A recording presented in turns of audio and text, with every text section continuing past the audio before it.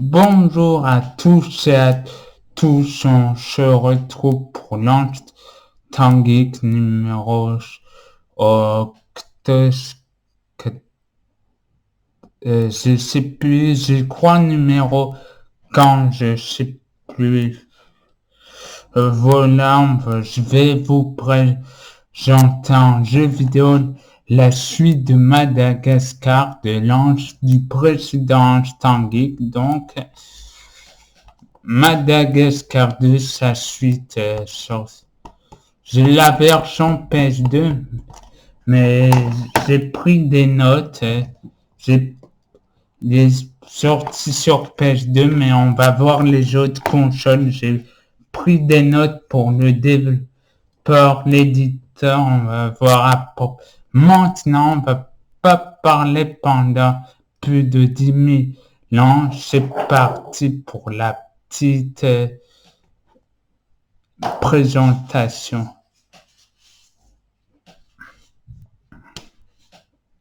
Bon, voilà ma petite présentation. J'ai pris quelques notes. L'éditeur, développeur, tout ça. D'abord, les consoles.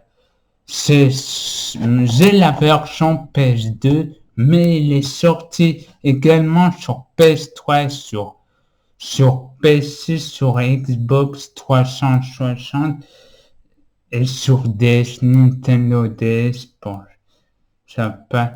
Il est développé toujours par Toys for Bob. J'enquêtais pas le bruit, que c'est juste quelque chose qui est tombé. C'est rien de grave. Bref, le développeur est toujours Toys for Bob, mais un différent développeur pour la Nintendo DS, c'est Gwen Font Games, je crois. Et la date de sortie en Amérique du Nord, c'est le 20 novembre 2008 et en Europe, c'est le 4 novembre 2008. Voilà, oui, tout écrit pas là, c'est autre chose, hein. Mais là, c'est tout écrit, j'ai écrit, je prends note. Et maintenant, on va ne pas passer à la partie gameplay, mais à une partie différente. On va voir la différence entre Madagascar 1 et le 2, parce qu'il y a quand même 2-3 différences. C'est pas pareil. Bon, je ne vais pas parler pendant 10 000 ans. C'est parti. Alors, je déjà, non, trop, c'est déjà pas pareil, le paysage, non, mais il y a toujours la même touche start pour allumer le jeu,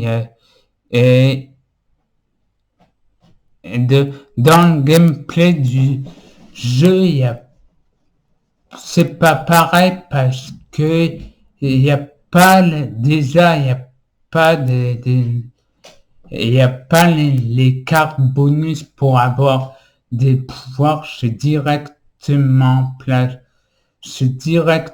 au personnage. C'est récupéré dans les personnages. Les développeurs ont pas créé des nouvelles cartes de pouvoir comme dans le 1. Il fallait 3 cartes pour avoir un pouvoir, je sais pas le cache. Ils ont déjà un pouvoir spécial. Ça, c'est déjà bien. Et deuxièmement, les mondes, il y a, excusez-moi, il y a une carte, mais on n'a pas besoin de la carte. C'est pas comme le 1, on a une carte, mais on n'a pas besoin de la carte les mondes sont un peu tous à côté et les mondes sont souvent d'une même et seule pièce, d'une seule pièce les mondes, pas d'une même pièce, d'une seule pièce les mondes. Souvent c'est comme ça. Donc voilà, il y a,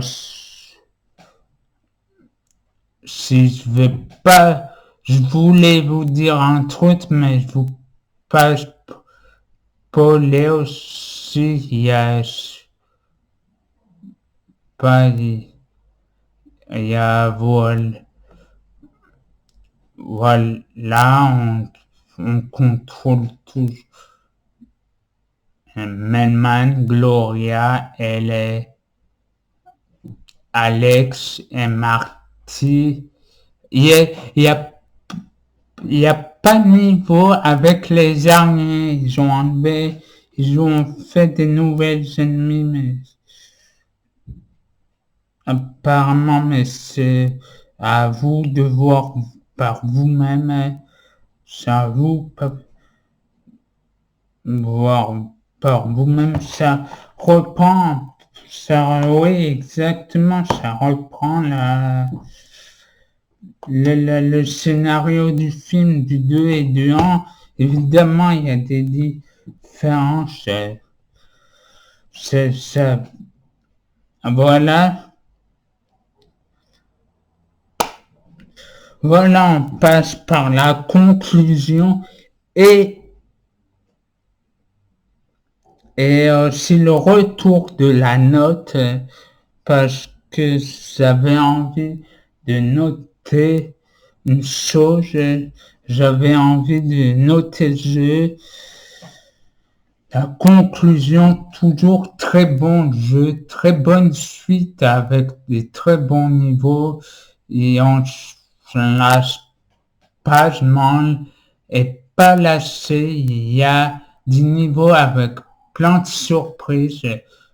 Parce que c'est vrai, ce jeu vidéo m'a surpris de tous les niveaux m'ont surpris. Je sais pas quoi il faut. On sait jamais, je savais jamais à quoi s'attendre pour les niveaux suivants. Et voilà, du premier au dernier niveau, dernier niveau, c'était un peu dur à accéder pour moi. Je veux pas vous spoiler pour ceux qui n'ont pas joué à Madagascar 2. Allez jouer avant de parler de ça parce que vous comprenez pas trop ce qu'ils disent les gens qui j'essayerai de pas spoiler mais j'essaierai pas de spoiler mais c'est difficile de ne pas essayer essayer de ne pas spoiler enfin bon on avait compris. Bon, la conclusion change. Bon jeu avec des bonnes surprises, des bons mondes, comme même un peu mieux que le 2, c'est un peu meilleur avec toujours les mêmes personnages attachants avec de l'humour de Kixulian. De plein de Gloria, de Melman, ils ont tous des petites phrases sympathiques chacun et voilà. Mais quand même avec un jeu vidéo à ne pas sous-estimer quand même. C'est pas parce que ce jeu est en guillemets pour enfants, c'est pas pas facile, vraiment des moments comme le 1 par exemple, j'ai galéré à des moments, le 1 comme le 2, j'ai pas galéré, mais c'est t'es pas si simple, il y a des trucs, t'es pas si simple quand même. Mais, mais je me semble que j'ai moins galéré que le premier. Je crois. Enfin, je crois. Bon, parlons de la note. Je lui donnerais un bon 18 sur 20. Parce que c'est un bon jeu vidéo sur peu importe.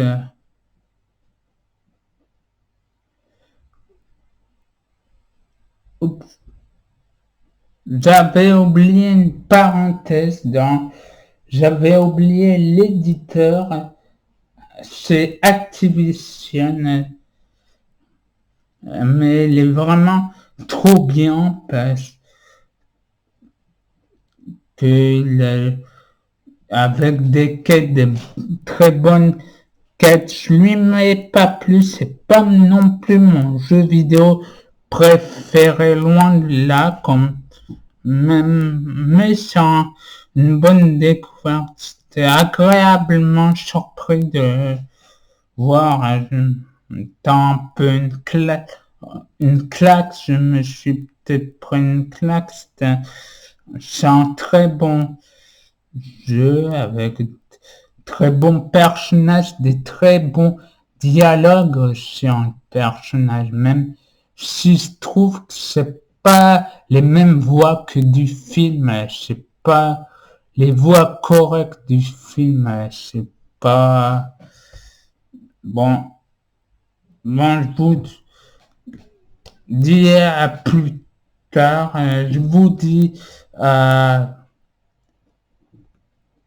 dans le prochain Stand Geek, c'est plus combien et je vous attends. Moi, surtout, vive les jeux vidéo et au revoir.